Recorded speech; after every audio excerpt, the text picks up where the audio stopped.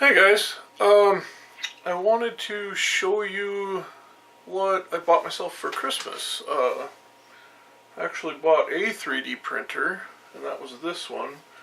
This is an Anet A6. However, putting it together, I noticed some issues with this. This is an acrylic frame, and if you tighten the screws anything beyond snug, like you cannot tighten them.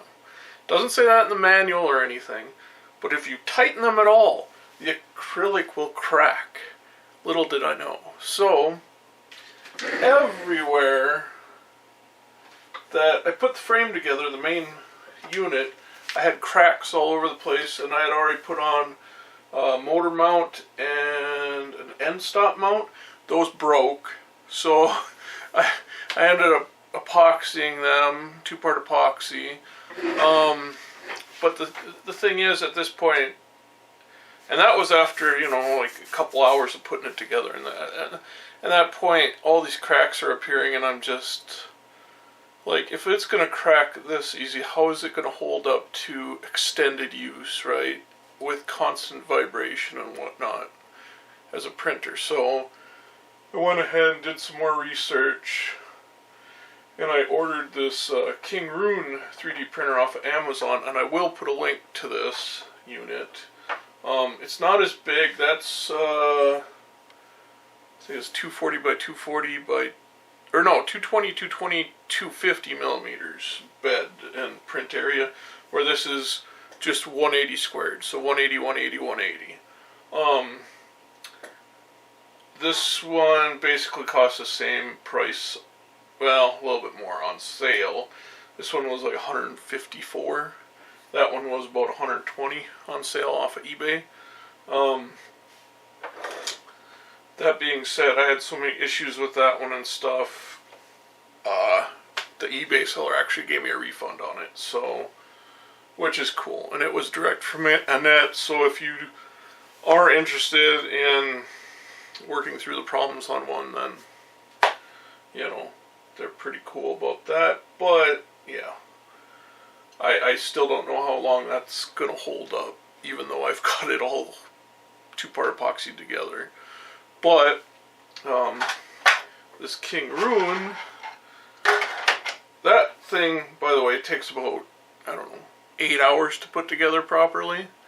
Maybe more with all the, doing the wiring harnesses and everything nice. It's a pain in the ass. You order this Kingroon off Amazon, you can have it set up in 10 minutes and ready to print pretty much. And I'll show you some video of me setting that one up. I did some time lapse. So I did my very first print on the Anet printer, which was just well, it actually wasn't my first print, but it's just this box. I did a bunch of prints before that were, I was trying to see if it was center, and actually first I was just printing a height sample to make sure I had the bed level, and it kept printing off the right side of the bed, so, and I couldn't figure it out. So after a lot of research, I finally figured out in one of the slicer programs how to fix that issue. There's another way to do it with software, but flashing it, but that's a big pain in the ass. So I finally found a slicing program that you could fix it in easily. Anyhow, so I got that one working, but yeah, so then I printed this, and it actually turned out really nice. It's just a little box, just a little sample, but it's really cool actually. Anyhow, then I was almost out of filament because I ordered the wrong size big roll on accident on Amazon. I ordered 275 instead of 175. So that's 1.75 millimeters. Anyhow, it's too big for these printers. So they both came with some sample filament. The King Room's filament was like this blue clear stuff. It's really kind of crummy. It's broken several times on me. If it gets too much of a bend in it, it's not as flexible.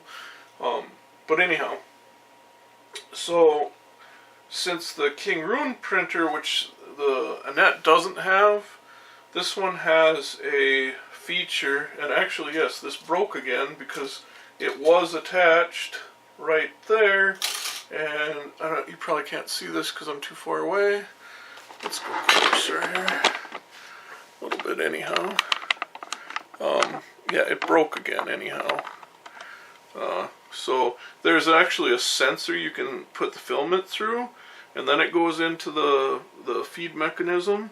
So if it breaks before the sensor and it's printing, once it senses that there's a break, it'll pause the print, so you can actually put in another filament and then continue the print, which is really cool. And since I only had these little leftover pieces,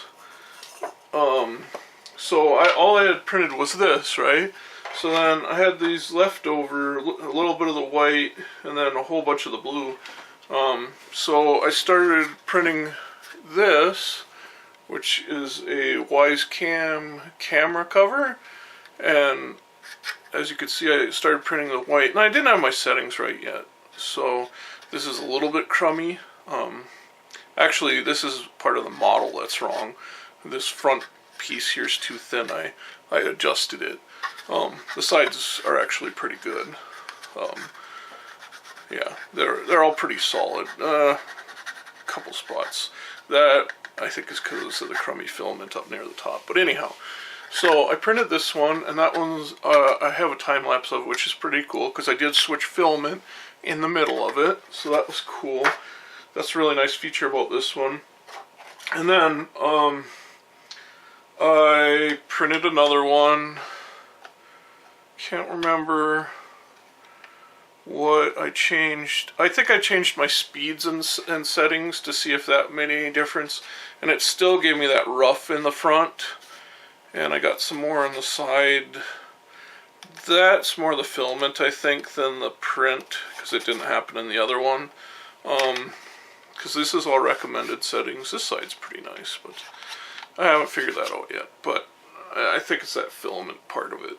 Anyhow, so I made that one, and then I went and I designed this bottom insert piece and printed that, and that turned out really nice. That's 3 millimeters thick, so it's the sides on this are like 1.4 millimeters, but this bottom piece is like 3, so that turned out really, really nice actually. I think that might be part of the problem with the sides, is they're too thin. Maybe, but I don't know yet. Once I get some good filament, we'll see. But anyhow, this thing's really nice. I really like it. I wish it was bigger. Oh, it's got this magnetic bed that's awesome. So you could just pull it off and then just bend the part off, and the stuff adheres really good. No problems. So, yeah, I'm very happy with this one so far.